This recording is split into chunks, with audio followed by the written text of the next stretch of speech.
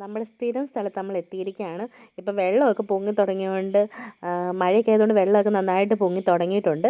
അപ്പം എന്താ എല്ലാവരും ചൂണ്ടയായിട്ട് വന്നിട്ടുണ്ട്. നമ്മളിവിടെ തൂളി പിടിച്ചുകൊണ്ട് പോകുന്ന കണ്ടിട്ട് എല്ലാവരും സ്പൈഡർ ഹുക്കും ഒക്കെ ആയിട്ടാണ് വന്നിരിക്കുന്നത്.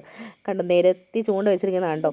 അപ്പം അവരൊക്കെ ഇത്ര നേരം ഇവിടെ ഉണ്ടായിരുന്നു. അപ്പോൾ തീറ്റി തീരുന്നതുകൊണ്ട് അവർ തീറ്റി എടുക്കാൻ വേണ്ടി പോയിരിക്കുകയാണ്.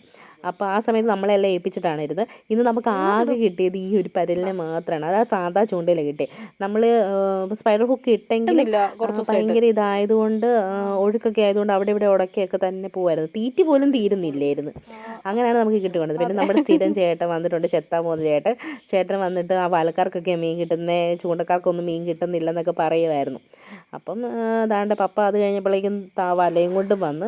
കണ്ടോ, ഇന്ന് ഇവിടെ ഉണ്ടായിരുന്ന ആൾക്കാർ ഇത്രയും പേരുണ്ടായിരുന്നു ഇന്ന്.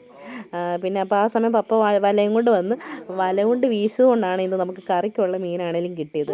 അക്കരയിൽ എല്ലായിടത്തും ഫുൾ ആളായിരുന്നു. അങ്ങനെ ഇന്ന് പിന്നെ അത്യാവശ്യം കുറച്ച് മീൻ മാത്രമേ കിട്ടിയുള്ളൂ നമുക്ക്.